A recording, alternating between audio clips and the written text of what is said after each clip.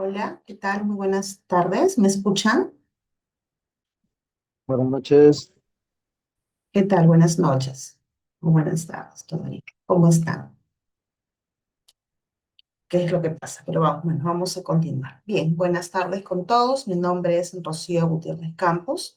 Soy psicóloga y bueno, y en esta oportunidad voy a compartir con ustedes una información muy interesante, ¿no? Acerca de la introducción a la psicología educativa.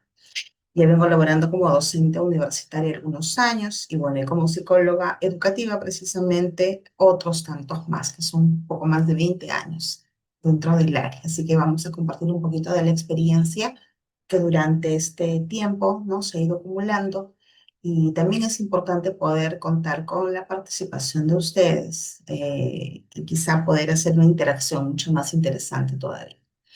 Así que vamos a continuar con esta presentación. Bien, acá tengo algunas preguntitas que me gustaría que ustedes pudieran responder de repente y me indiquen, ¿no? Según lo que ustedes conocen, entendería que muchos de ustedes son psicólogos, algunos probablemente ya estén ejerciendo la profesión, otros quizás sean estudiantes. Pero acá tenemos unas preguntas que son importantes, ¿no? Y que son, vamos a ir descubriendo en esta sesión. Bien, dice, ¿no? ¿Cuál es el objetivo del estudio de la psicología educativa? ¿Cuál es la importancia? ¿No? ¿La psicología educativa puede considerarse como una disciplina autónoma? ¿Y por qué se puede afirmar que la psicología educativa debe ser mediadora en los procesos de cambio educativo? A ver, no sé si alguno de ustedes quiere compartir algunas ideas acerca de estas preguntas. Bien, vamos continuando. ¿Algunas respuestas, por favor, a estas preguntas que quieran ustedes compartir? Licenciada, yo tengo entendido que la psicología educativa es una especialidad, una de las ramas de la psicología, y por Ujú. ende se basa solamente en el ámbito educativo, ¿no? De eso sí tengo entendido. Muy bien, ok. ¿Y cuál será la importancia de la rama de la psicología educativa dentro de lo que es la psicología general, según lo que ustedes me acaban de contestar? En realidad, la importancia de la psicología educativa involucra tanto a los alumnos como a los profesores y a los padres de familia. Bueno, ese es Ujú. mi punto de vista. Ujú. Ok, muy bien, gracias, Miguel. Efectivamente, ¿no? Cuando nosotros trabajamos en un centro educativo, porque el psicólogo educativo nos desenvolvemos dentro de nuestro campo de acción en un escenario llamado colegio, institución educativa. Y nosotros sabemos que en una institución educativa podemos encontrar de niños de básica regular y niños de básica especial, ¿no?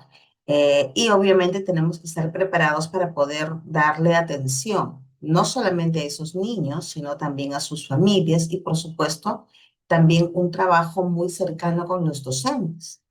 ¿Mm? Entonces, cuando hablamos nosotros de los tres pilares de la educación o los tres actores en la educación, encontramos a los estudiantes, a los docentes y, por supuesto, a los padres de familia. Entonces, el trabajo que hacemos incluye, ¿no? A estas tres grupos de personas, los tres actores educativos, como también se le conoce.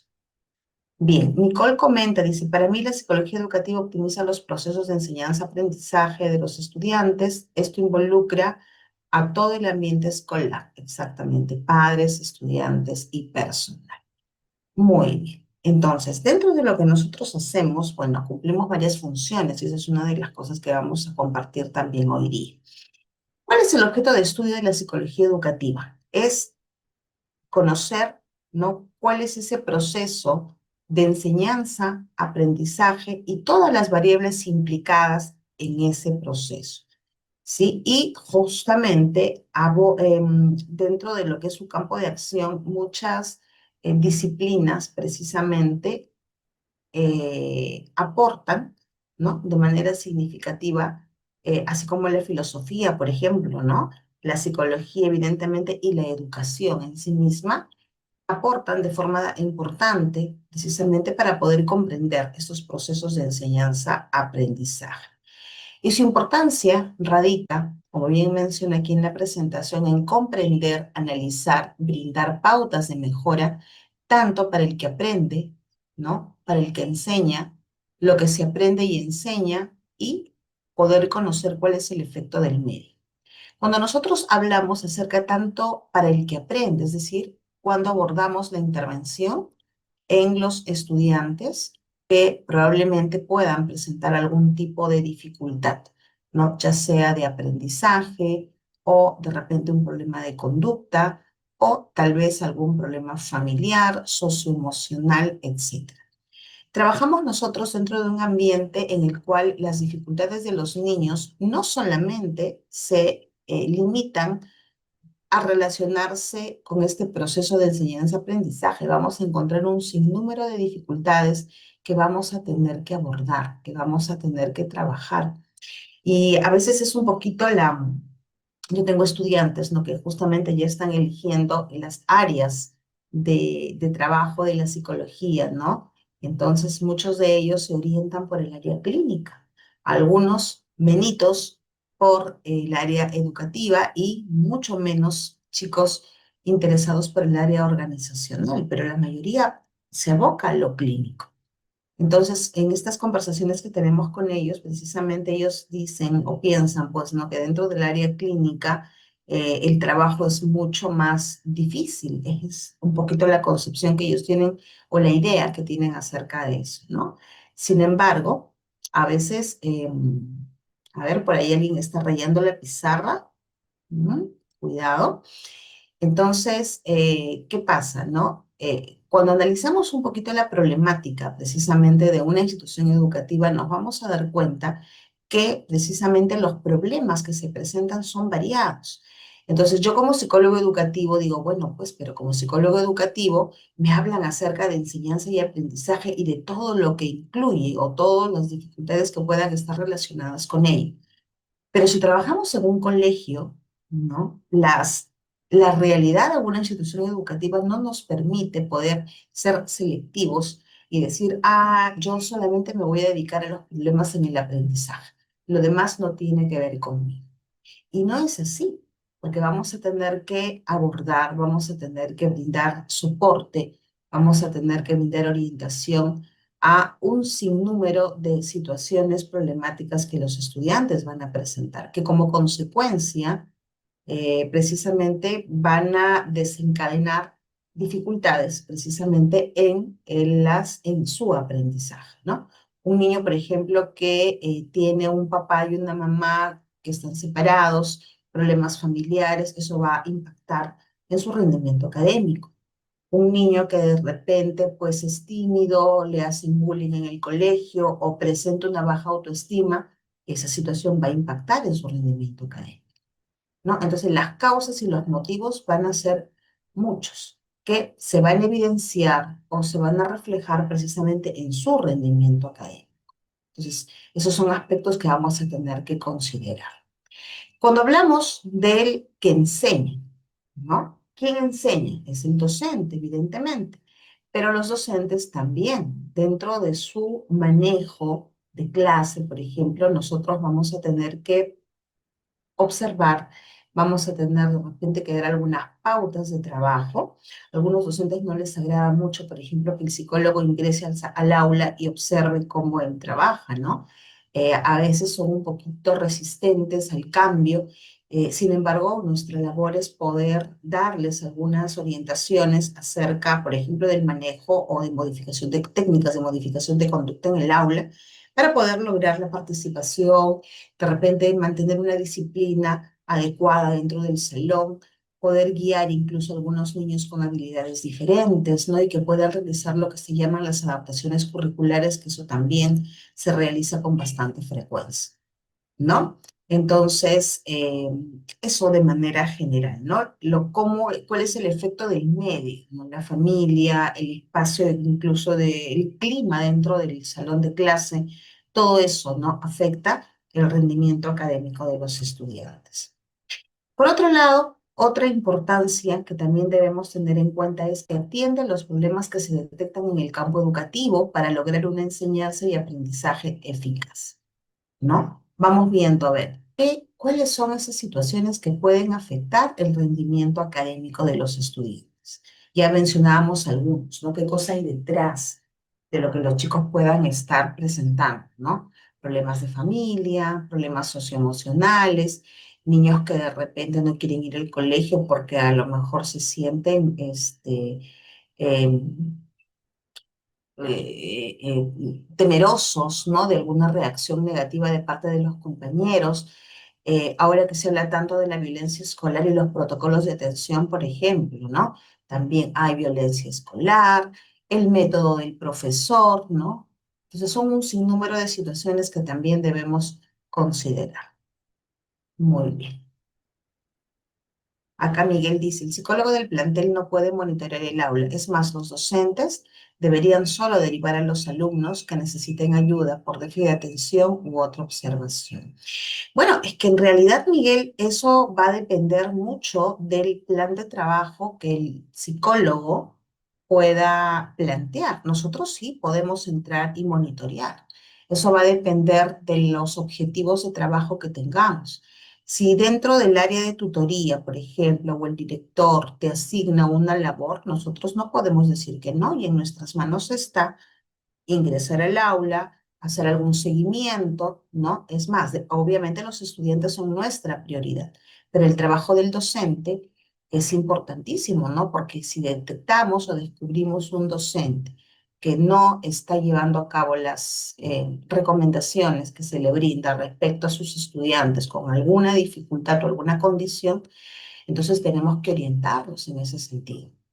¿No? Tenemos que trabajar bastante con ellos y lograr su compromiso, porque finalmente es el estudiante quien está dentro del aula y comparte y convive prácticamente con su docente y evidentemente con sus demás compañeros, ¿no? Entonces, en ese sentido, hay una labor detrás. Entonces, por eso decíamos que el trabajo incluye al docente, al estudiante y evidentemente a la familia también. ¿Sí?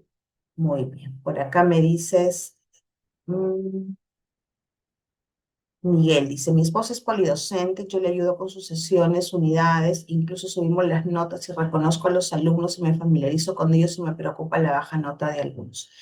Efectivamente, ¿no? Tú que tienes la oportunidad de poder observar esa situación, tú te preguntarás también, ¿no? ¿Qué cosa hay detrás, ¿no? ¿Por qué esas calificaciones son tan bajas? Incluso podemos encontrar niños que ya hay factores internos propios de ellos mismos que no les permiten poder avanzar, ¿no? Niños con dificultades en el aprendizaje o con algún trastorno en el aprendizaje. ¿No? Entonces nosotros en el colegio definitivamente no vamos a poder ofrecer terapia, pero sí vamos a tener que identificarlos, detectarlos, hacer una evaluación para poder hacer luego una derivación, porque el tratamiento evidentemente ya es hacia afuera. Nosotros directamente no vamos a poder abordar, pero sí identificamos, ¿no? Incluso actuamos de mediadores también entre lo que los niños reciben en sus terapias, por ejemplo, al momento ya de que los papás asumen un poquito el compromiso de que su niño necesita apoyo. Entonces, esa información que ellos traen de afuera, de su terapeuta, y de todas las observaciones que se hagan y el apoyo que los chicos necesitan, actuamos nosotros como una especie de mediadores, ¿no? Entre la información que nos traen de afuera junto con el docente, ¿no? Como para poder un poquito, decíamos, entregar la información al docente que la comprenda, porque un informe psicológico, un informe psicoeducativo o incluso un informe psicopedagógico, los docentes no lo comprenden. Entonces nosotros tenemos un poquito que tratar de apoyar, ¿no? En esa parte. Bien, creo que por acá hay otro comentario. La baja nota no es responsabilidad de los docentes. A ver, vamos a ver. No de los alumnos, a veces de los padres tienen mucho que ver, exactamente. Los hogares, los problemas en los hogares son variables y esto deprime a los alumnos de tal manera que no hay concentración. Muchos llegan sin desayuno a los colegios, vienen desasiados con el uniforme. Cierto, cierto, exactamente. Por esa razón es que todos, ¿no? Tenemos una cuota de responsabilidad. Evidentemente los padres de familia tienen el mayor porcentaje de responsabilidad en la atención que les brindan a los hijos. Pero los docentes también tienen su cuota de responsabilidad en el sentido de lo que ellos trabajan dentro del aula.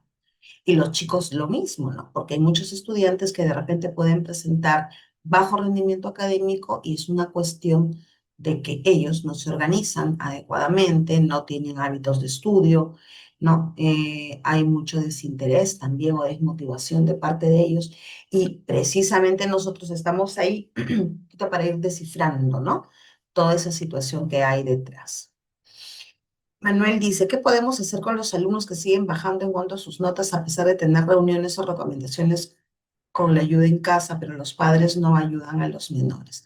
Bueno, esa es una realidad bastante triste, Manuel, ¿no? Y es una lucha constante nuestra como psicólogos porque nos sentimos muchas veces un poquito limitados, ¿no? En cuanto a las recomendaciones del trabajo que se hace. Entonces, me ha tocado a mí dentro de ya de la práctica misma, cuando no he logrado encontrar ese eco en la familia, ya es trabajar con el estudiante dentro de lo que yo pueda hacer, ¿no? Dándole pautas al niño, haciéndole seguimiento, ya trabajar con el estudiante y brindarle de alguna manera algunas estrategias ya para que ese estudiante pueda, dentro de la poca ayuda que pueda recibir él mismo, ¿no? O por él mismo poder trabajar. ¿No? Entonces, no es un abordaje así integral, completo como quisiéramos, ¿no? Sin embargo, pues dentro de lo que podemos hacer, vamos trabajando. Saúl dice, la dinámica entre los subsistemas que conforman la familia influye, repercuten en el comportamiento del estudiante. Definitivamente, ¿no? Es como cuando nosotros en terapia sistémica, ¿no? Se habla acerca de los subsistemas que tú dices, ¿no? Los hijos, los padres, los esposos. Entonces, todo lo que pasa en el subsistema de esposos se supone que como padres no debería afectar. Sin embargo, en la realidad encontramos algo completamente diferente, ¿no? Entonces, todos los conflictos que hay a nivel de pareja, los hijos están completamente involucrados, son partícipes incluso, y eso hace definitivamente que esa situación adulta afecte, ¿no? A los chicos que ellos deberían estar, pues, pensando en lo propio, en lo suyo, ¿no? Bien, la importancia de la psicología educativa realiza aportes en el campo de la metodología de enseñanza, haciendo énfasis en el aprendizaje significativo y la motivación. Aquí, por ejemplo, ¿no? Cuando hablamos de aprendizaje significativo, aquí tenemos algunos autores muy interesantes que hoy en día, bajo sus aportes, también se viene trabajando lo que son las sesiones del aprendizaje como el aprendizaje significativo de David Ausubel, ¿no? Que habla acerca de la importancia de poder conectar los aprendizajes actuales con los aprendizajes previos, ¿no? Para poder lograr un aprendizaje más significativo, mayormente consolidado y que le pueda servir al estudiante para poder replicarlo en su vida diaria. Entonces nosotros, dentro del trabajo que hacemos, ¿no? La motivación escolar, por ejemplo, también es parte de de los temas que nosotros manejamos. Y es algo con lo cual tenemos que inculcarle al maestro, precisamente a pesar que ellos lo saben, lo conocen, porque ellos también han recibido formación en psicología, ¿no? Psicología del desarrollo, ¿no? Y diferentes aspectos de la psicología. Pero muchas veces el trabajo mismo que realizan hace, ¿no? Que se vuelva quizá una situación monótona, rutinaria. A estas alturas del año, por ejemplo, hay muchos docentes muy estresados con toda la carga de trabajo que tienen, ¿no? Miguel, no me dejarás mentir. Dices, tu esposa trabaja, es docente. Entonces ahorita estará súper recargada, ya se vienen exámenes, cierre de bimestre, empieza el cuarto bimestre, que es el más duro para los chicos, para los docentes también, porque dependiendo del cuarto bimestre, es que ahora los chicos pasan o no pasan de grado, ¿no? Entonces ya no es como antes, que el promedio era pues de todos los bimestres, ¿no? Ahora el cuarto bimestre es el decisivo, porque es el que determina si el estudiante alcanzó o no la competencia. ¿No? Entonces, porque ahora el enfoque es por competencias y de acuerdo a las áreas que los chicos trabajan, ¿no? Comunicación, matemática. Entonces, este medio año son meses de mucho trabajo, tanto para los docentes como para los estudiantes. Yo tengo dos hijas que están en secundaria, entonces ellas están ahorita así preocupadas porque dicen, ya se viene el cuarto bimestre, ¿no? Y depende de eso, vamos a ver si pasamos o no pasamos. Es la preocupación. Entonces, lógicamente, pues todos viven estresados, ¿no? Y la acumulación de trabajo hace, ¿no? Que todos estén, pues, tensos y ya no le damos el espacio, pues, para el aspecto de la calidez, de repente de hacer una sesión, innovadora y los materiales, ¿no? Entonces, porque muchas veces no se maneja o no se le da los espacios también, ¿no? Los docentes, muchos de ellos, por ejemplo, en los colegios nacionales, manejan la semana de vacaciones que los chicos tienen, no siempre es vacaciones para el docente, ¿no? Entonces le llaman, tiene un nombrecito, sesiones colegiadas o reuniones colegiadas, algo así le denominan, si no me equivoco, a esa semana de vacaciones de los estudiantes, ¿no? Los docentes están en aula, están en el colegio trabajando, planificando todo lo que se va a llevar a cabo el siguiente bimestre. Entonces, como que tampoco no tienen mucho descanso, ¿no? Y eso también afecta, ¿no? Y agota, pues, a los docentes, ¿no? Es un trabajo muy, muy laborioso. Muy bien, por acá vamos leyendo los comentarios. Dice Miguel, a veces los padres no aprecian ni valoran el trabajo de los docentes, creen que solo trabaja si Sí, correcto, ¿no? Yo también ahí comparto contigo, ¿no? El trabajo del profesor, el trabajo del docente es un trabajo que no tiene descanso, como bien lo comentas. Trabajo en el colegio, pero en la casa tiene que preparar material, tiene que preparar sesiones de clase, ¿no? Tiene que ver mucho, mucho de anticiparse, ¿no? Para poder llevar sus actividades como corresponde. Bueno, los buenos docentes, porque también como en toda profesión, en psicología y en otras más, ¿no? Hay ciertas actitudes de repente que no son del todo adecuadas, ¿no? Lo mismo los padres, tienen un mal concepto de los psicólogos. Bueno, el psicólogo para locos, ¿no? Mi hijo no está loco, así que no voy a psicología, ¿sí? Eso, con eso hemos lidiado y hasta el momento lo seguimos haciendo, ¿no? Semana de gestión, le llama Mijail, receso académico, el receso es para los alumnos, no para los docentes, cierto. Yo escuchaba el otro día, justamente un grupo de mis estudiantes van a aplicar un programa de promoción y prevención en psicología en una institución educativa y me alcanzaron ese término, ¿no? De sesiones colegiadas, reuniones colegiadas, algo así. Bueno, o semana de gestión también. Finalmente, es para que ellos programen y organicen su ciclo su ciclo, perdón, el siguiente bimestre, ¿no? Entonces es una labor bastante comprometida y laboriosa, ¿no? Otra importancia de la psicología educativa es que otorga conocimiento acerca del comportamiento de los individuos, permitiendo entender la conducta y el porqué de sus acciones.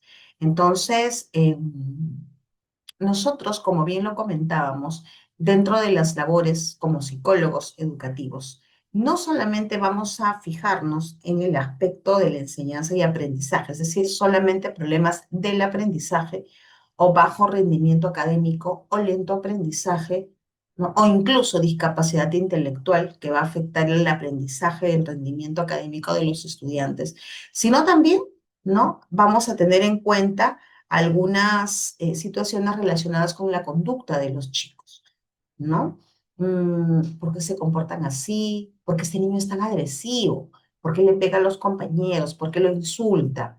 ¿No? O este niño, ¿por qué no se defiende?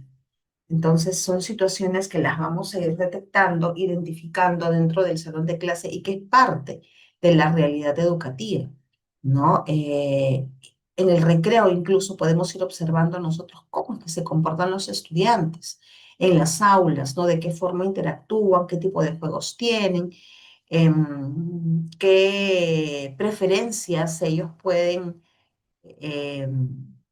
les agrada, ¿no? ¿Qué los motiva? Entonces, todo eso es importante, ¿no? Y está dentro del trabajo del psicólogo educativo. La psicología educacional debe, dice, ser mediadora de los procesos de cambio educativo. Claro, definitivamente. Y hemos abordado, hemos ido tocando, ¿no? Bueno, hoy día es una sesión más que todo para ver aspectos así un poquito generales, ¿no? Ya pues, probablemente en los módulos o en el diplomado, en las actividades que se vienen posteriormente en relación a ello, a esto pueden ustedes irán abordando otros temas, ¿no? A mayor profundidad. Eh, pero dentro de lo que podemos comentar precisamente ahora es que dentro de la labor que nosotros hacemos, vamos a brindar pues ese soporte que los docentes, por un lado, necesitan y los estudiantes y, por supuesto, la familia también.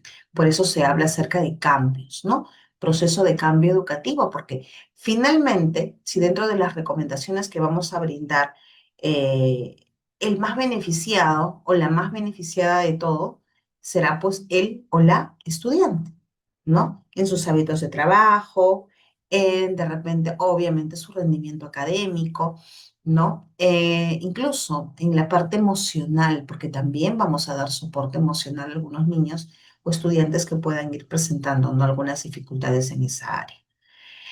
Bien, la psicología educativa debe nutrirse de modelos integrativos.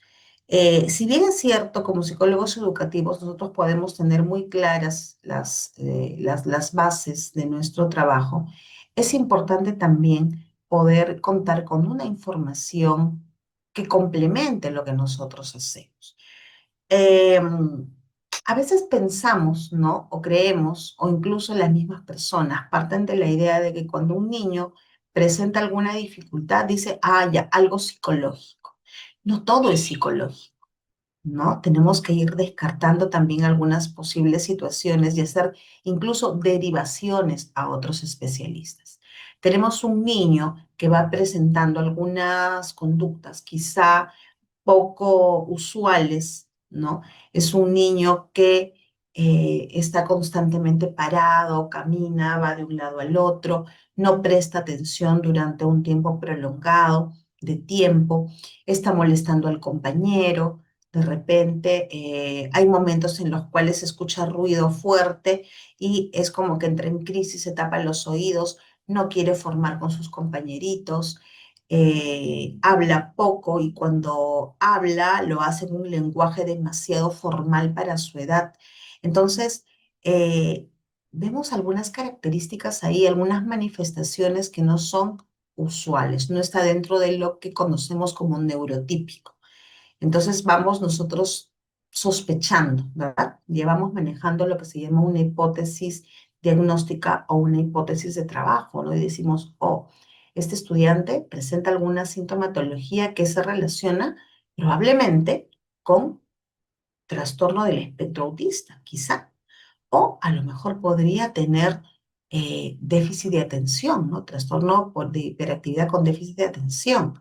Listo, haré algunas evaluaciones que me permitan poder ampliar un poco más la información acerca de esas dificultades que presenta el estudiante y quizá pueda dentro de mi informe o mis recomendaciones hacer una derivación al neuropediatra, ¿no? Algún otro especialista para que me apoye y le dé soporte a mi posible diagnóstico.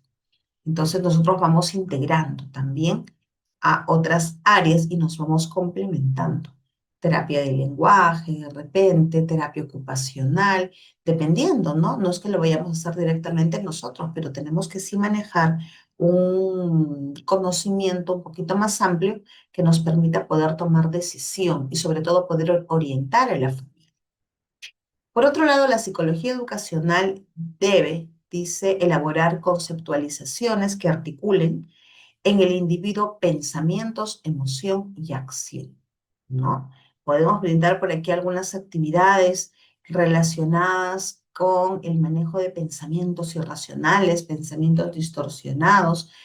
Sí, no vamos a hacer terapia. De repente yo soy cognitiva conductual dentro de mi enfoque formativo, no voy a hacer terapia en el colegio, pero sí voy a brindar algunas orientaciones para que el estudiante, dentro de esa consejería, por ejemplo, pueda llevar a cabo, ¿no? En la detección de algunos pensamientos inadecuados, distorsionados, negativos, cómo esos conectan con las emociones que se transforman en negativas y cómo las acciones también se pueden convertir en acciones negativas, ¿no? Entonces el estudiante tiene que reflexionar sobre eso y voy trabajando con ellos, ¿no?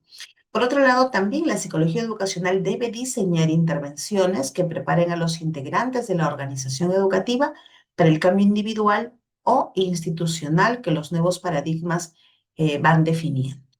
¿No?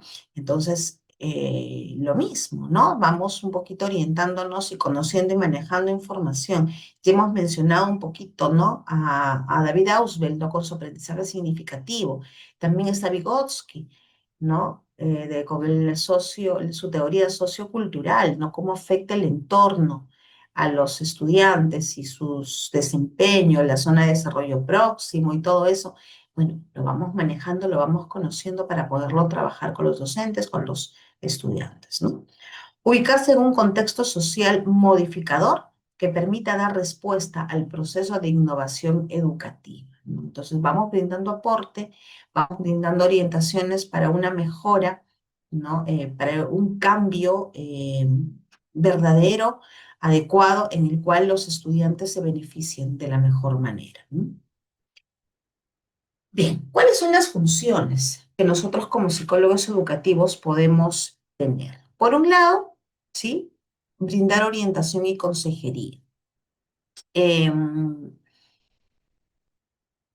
Dentro de lo que, del manejo, ¿no? O del trabajo con el docente, es importante poder señalar que cuando ellos identifiquen, pues, algunos estudiantes con algún tipo de dificultad, cuando los observen de repente, mire, y para eso nosotros debemos tener ciertas reuniones con los profesores para poderlos guiar en qué tipo de estudiante puede derivar al departamento de psicología. No sé si les ha pasado a ustedes en su práctica que cuando el docente, por ejemplo, tiene alguna dificultad con un estudiante, eh, lo envía el estudiante de psicología y cuando nosotros llegamos al colegio encontramos pues ya una fila de niños esperándonos, ¿no? Porque se portó mal, porque no le contestó el profesor, porque se salió del salón, porque de repente por ahí empujó al amiguito, porque no hizo la tarea, ¿sí? Diferentes situaciones así un poquito parecidas. ¿Les ha pasado a ustedes así que llegan y encuentran chicos ya esperándolos? ¿Qué dicen? Sí, dice Rosa. Entonces, miren, ¿qué pasa, no? El departamento de psicología se convierte muchas veces en el salón del castigo, ¿o no? ¿Qué dice? Pórtate bien, si no te voy a mandar a la psicóloga. ¿Qué dicen? ¿Les ha pasado alguna vez? Rosa dice que sí. ¿Qué dicen los demás? A ver, vamos leyendo por aquí el comentario. Correcto, dice Manuel. Ajá. Sí, así es, ¿no? Entonces, no solamente a mí, miren, a ustedes también les ocurre. Y parte del trabajo que tenemos que hacer con los docentes, a mí me pasó un caso, dice Miguel. Así es. Entonces, a ver, Miguel nos va a contar su experiencia. Dice, una profesora me pidió que por parte mía, ver, qué cosa, Miguel? A ver, Miguel, completa la información, nos dejas ahí en suspenso.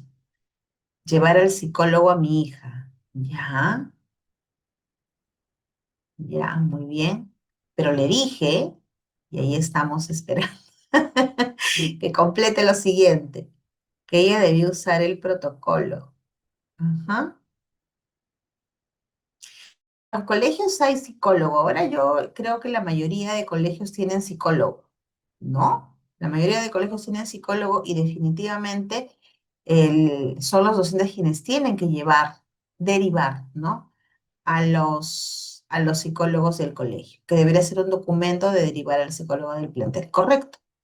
Así es, ¿no? Sí, efectivamente, pero ahí viene un tema, ¿no?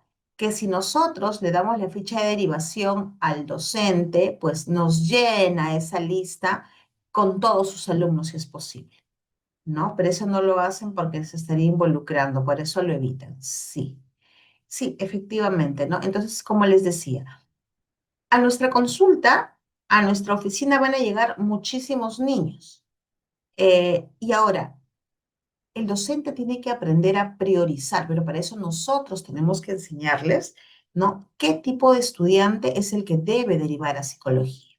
Claro, cualquier niño finalmente puede ir, O sea, si es que algún estudiante te pide algún consejo, como yo recuerdo mucho en el colegio, me encontraba con los chicos en la entrada, a la hora de recreo, cuando los recogían sus papás y me decían, psicóloga, ¿no? Psicóloga, quiero contarte algo, me decían los niños, ¿no? Oh, muy bien, entonces yo te espero en la oficina de psicología, tú subes en tu recreo y me buscas. Entonces, cuando hay esa predisposición de parte del estudiante de querer ir por su propia cuenta al departamento de psicología, pues hay que aceptarlos, ¿no? No podemos decirle que no, porque a veces pasa, miren chicos, que cuando nosotros tenemos o pensamos que hay casitos, vamos a un niño aparentemente muy contento, muy bien, ¿no? Yo recuerdo en una oportunidad una niñita se le veía bastante bien con sus cosas, buenas notas. Entonces, aparentemente no había ningún indicador que me dijera a mí que esa niña tenía un problema o estaba en riesgo de algo. Entonces, en una clase, ¿no? En una clase de tutoría, porque algunas horas de tutoría me las cedían en el colegio para hacer los talleres con los niños, los talleres de desarrollo personal, por ejemplo. Yo tenía algunos espacios con los chicos y ellos me decían, ya no me decían psicóloga, sino me decían la mis tutoría, ¿no? ¿Por qué? Porque en esos momentos trabajábamos con ellos actividades, ¿no? Y los talleres de autoestima, los talleres, incluso en esa oportunidad estábamos abordando el tema del espacio personal, ¿no? Como un tema de prevención allí acerca del acoso, ¿no? Entonces, y el director había observado por ahí algunos comportamientos de algunos chicos que estaban como que se tocaban, como que se empujaban, pero como que ya había por ahí una cierta malicia de parte de ellos, ¿no? Entonces ya vamos a empoderar a los chicos miren, no solamente es tratar con el estudiante que hace esas cosas, sino con los demás para que puedan evitar y aprendan a defenderse. Entonces, por ahí tocamos el tema del espacio personal, ¿no? ¿Quién puede ingresar a mi espacio personal? ¿Quién sí y quién no? Ya hablábamos acerca del tema del contacto físico, de las caricias, de los besos, de los abrazos entre compañeros, con papá, con mamá, en fin, ¿no? Un poco era la temática. Entonces, una de las niñas, justamente de cuarto grado, que le gustaba ir al departamento de psicología a hablar, a contar, ¿no? En algún recreo se daba una escapadita, por ahí llegaba, se acerca y me dice, yo tenía dos señoritas, dos internos de psicología que me estaban acompañando. Entonces, la niñita me dice, ¿no? Psicóloga, tú de lo que estás hablando ahora, ¿no? Una niñita de cuarto grado, de lo que tú estás hablando ahora es acerca del acoso. Entonces fue un término que yo en ningún momento lo toqué, no dije acoso necesariamente dentro de lo que trabajamos con los chicos. Entonces me llamó la atención lo que ella me dijo y le digo, bueno, sí, tiene que ver con eso. Ah, ya, eso, y me dijo, no, así se llamaba entonces. Ya, gracias psicóloga. Y se retira. Entonces, como les comento, me llamó grandemente la atención la actitud de ella, la pregunta, ¿no? Entonces, de repente yo podía haberlo pasado desapercibido, ¿no? Es una niña que quiere conocer, listo. Pero ya tu intuición, ¿no? Es como que te indica algo hay aquí, ¿no? Entonces a mis internas les dije, ¿han escuchado? Sí. Bueno, le digo, vamos a llamarle a ella más tardecito. Y así fue, ¿no? Llega el recreo y como siempre, por ahí ella estaba cerca de la oficina. La llamé, ¿no? La llamo, le digo, ven un ratito, le digo, pasa, ¿cómo estás? ¿Te gustó la clase de hoy? ¿Te gustó? ¿Qué es lo que más te gustó? ¿No? Empezamos por ahí. Bueno, entre tanta conversación que tuvimos, ¿no? Al final se llegó a conocer, ¿no? Que el tío de esta niña le estaba haciendo tocamientos indebidos, ¿no? Entonces, ya se imaginarán, pues, ¿no? Para mí la preocupación, la sorpresa, y ahora, ¿qué hacemos? ¿No? ¿Qué hacemos? ¿Cómo intervenimos aquí?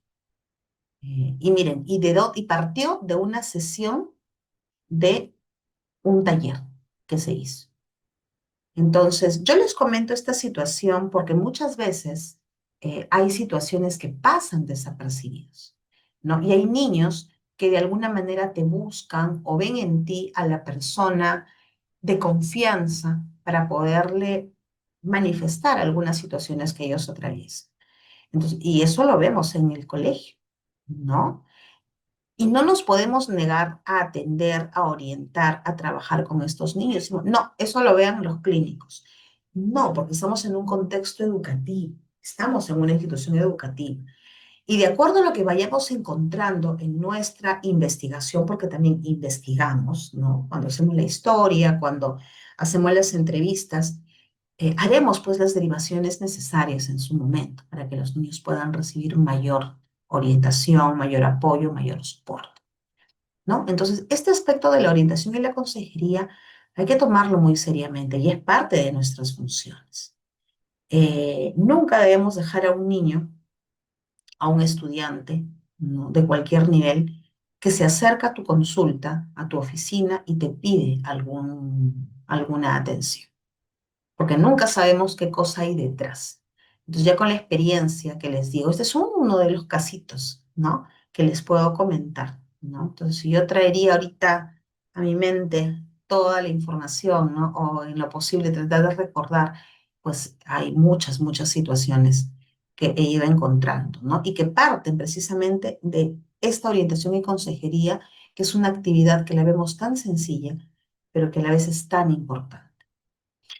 Otra función también con la cual nosotros trabajamos o que es parte de nuestra labor es la evaluación psicoeducativa.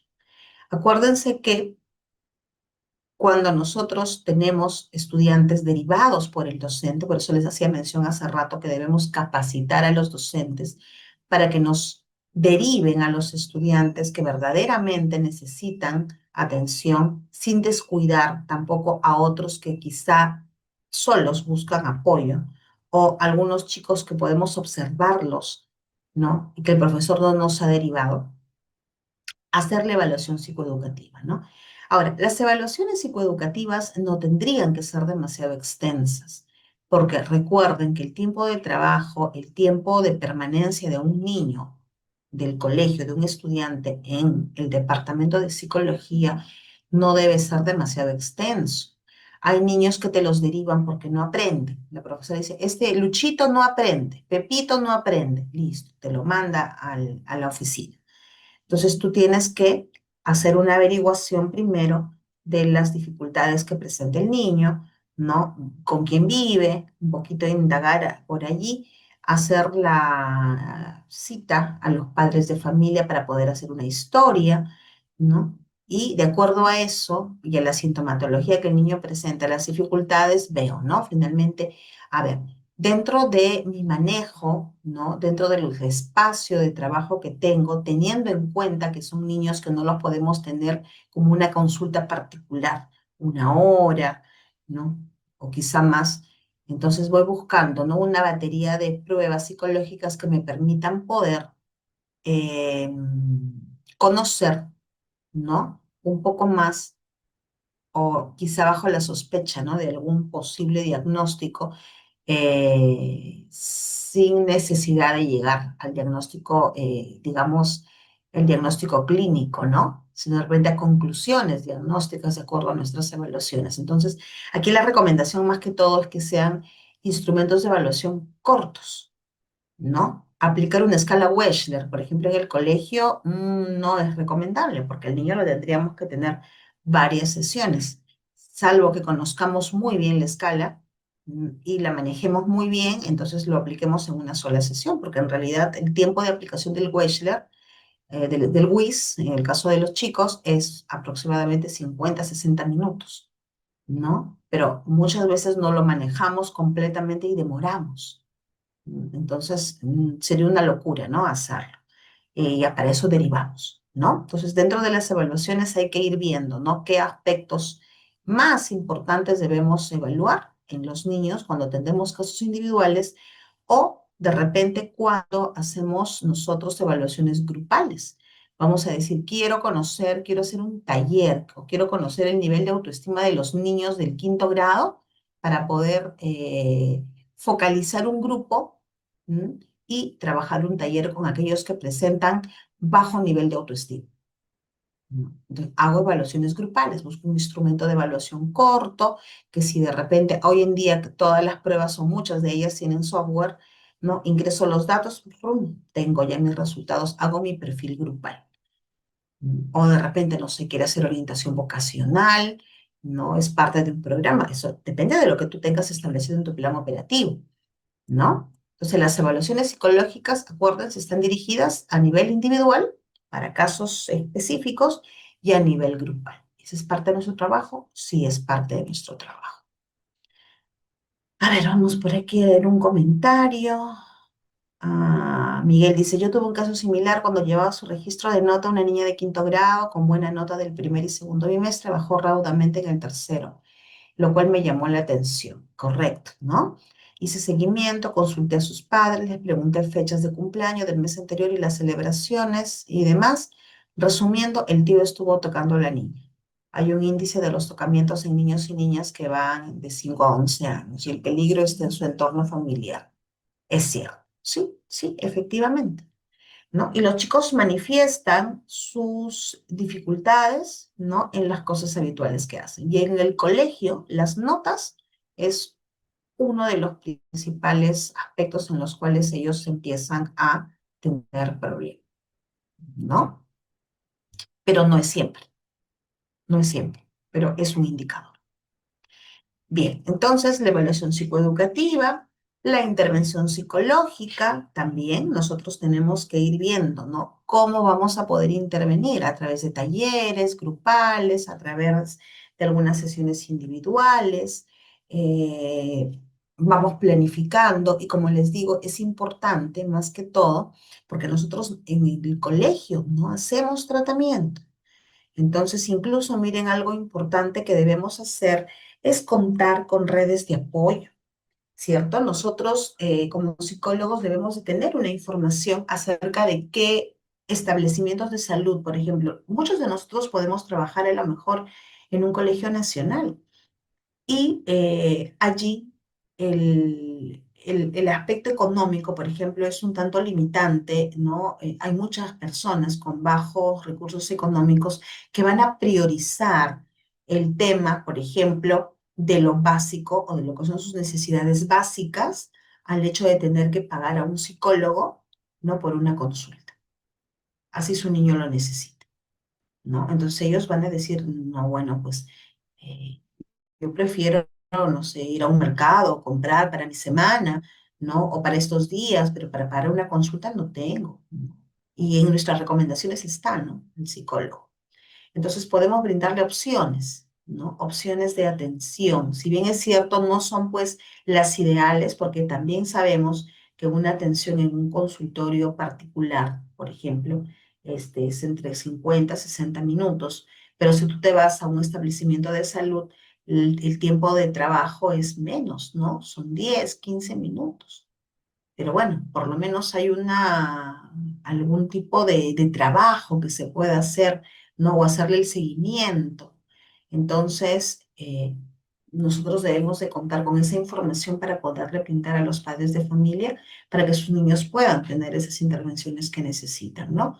O en su defecto también, pues, otros especialistas, ¿no? Dependiendo de lo que vayamos encontrando. Otra función, también la investigación. Nosotros somos investigadores. Al momento de hacer evaluaciones podemos utilizar esa información cuando hacemos las evaluaciones grupales, por ejemplo, para poder establecer los perfiles de nuestros estudiantes según la variable que queramos medir. Podemos socializar esa información en el colegio, ¿no? A ver, los chicos de primaria, este año he hecho un perfil de desarrollo socioemocional de los niños del nivel primario y quiero compartir con ustedes docentes los resultados. ¿Cuáles son esos niveles? ¿No? Entonces, y luego viene el compromiso. ¿De qué manera nosotros como docentes podemos contribuir al hecho de que estos resultados mejoren para el siguiente año?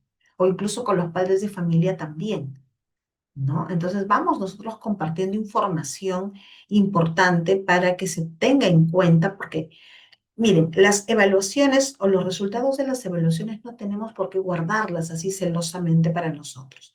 Sin decir nombres y apellidos podemos compartir esa información. ¿Para qué? Para que todos, ¿no? Todos los que conforman, todos los actores de la comunidad educativa brinden algún aporte, apoyen a los chicos, ¿no? A ver, aquí se presenta altos grados de agresividad en el colegio. ¿Qué hacemos? ¿No? Entonces, esa es parte de la realidad problemática. ¿No? Entonces, y como resultado, tenemos ¿qué cosa? La búsqueda de estrategias que nos ayuden a minimizar la frecuencia, ¿no? De presentación de ese tipo de problemas, ¿no? Entonces, el pretest post-test, al aplicar un programa de intervención, por ejemplo, ¿sí?